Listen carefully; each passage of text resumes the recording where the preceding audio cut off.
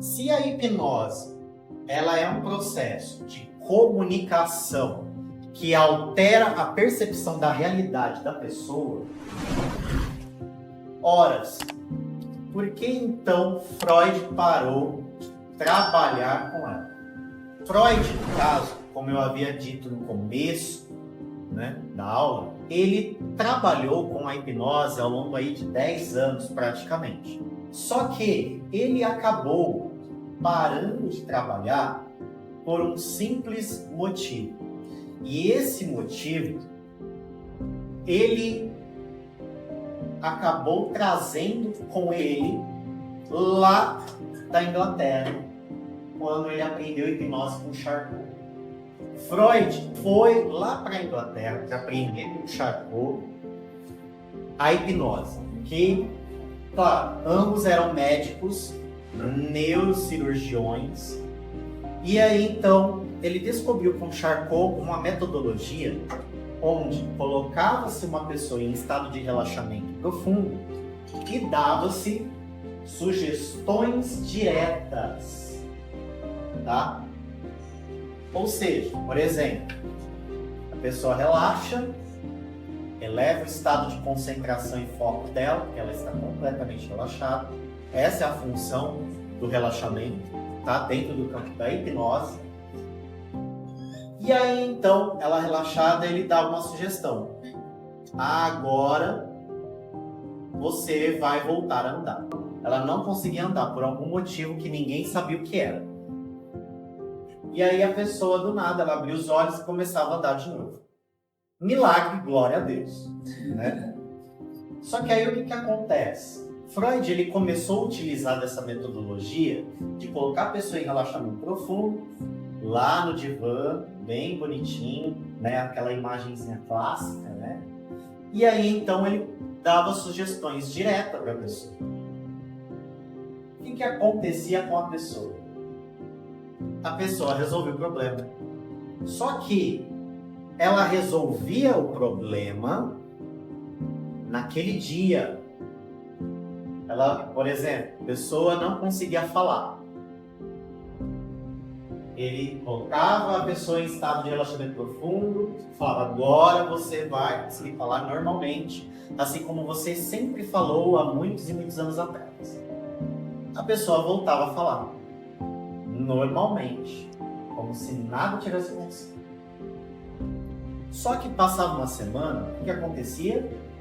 A mesma pessoa que voltou a falar chegava com outro sintoma.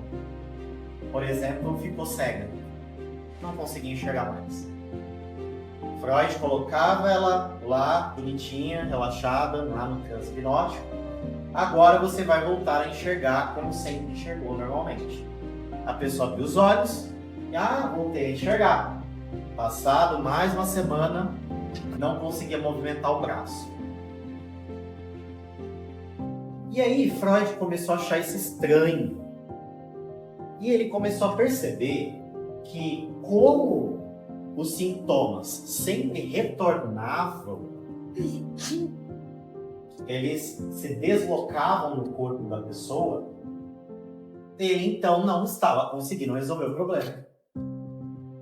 Ou seja, por causa desse problema, desse único problema da hipnose na época, Freud então entendeu que a hipnose não era para ele, porque ele não estava conseguindo trabalhar da forma como ele deveria trabalhar. Inclusive, em uma das suas últimas cartas, antes dele falecer, ele escreveu sobre isso. Ele escreveu lá que ele somente parou com a hipnose porque ele não era um bom hipnotista. Então, basicamente, quando uma pessoa ela chega para você e fala: você vai trabalhar com hipnose? Isso daí é ultrapassado.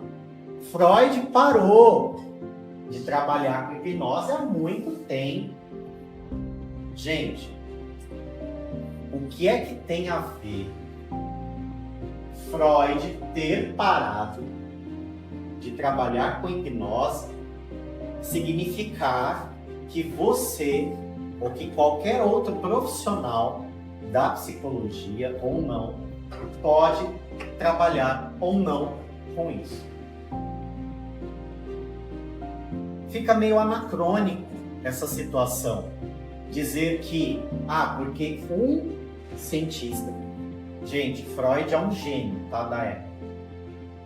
Inclusive, muitas coisas da psicanálise, apesar das suas grandes maiorias, das teorias psicanalíticas, não serem baseadas em evidências, tem muita coisa da psicanálise que é extremamente importante ainda nos dias atuais, tá? Então, Freud, sim, é incrível. Ele é um gênio da época. Só que não é porque ele parou de trabalhar que significa que nós somos obrigados a não trabalhar com essa ferramenta. Então, o que aconteceu com a hipnose de lá para cá? Depois que Freud parou de trabalhar com a hipnose, ele abandonou a hipnose e fundou a psicanálise, nesse período aí de quase praticamente um século, a hipnose ela não parou no tempo com Freud. Ela continuou evoluindo. Vieram outros pesquisadores, vieram outros profissionais, cientistas, monges, inclusive a própria igreja pegou a técnica da hipnose e começou a estudá-la, tá? Muitas pessoas pós-Freud continuaram os trabalhos pesquisando a fundo sobre a hipnose. E hoje a hipnose, ela não é mais a hipnose de Freud. Ela é uma hipnose totalmente atualizada. Uma versão aí 2.0. O que eu falei para vocês hoje, por exemplo, até o momento, de previsões, de como isso funciona no cérebro, os estímulos, como que a pessoa ela pode ser hipnotizada, isso Freud não tinha na época, tá?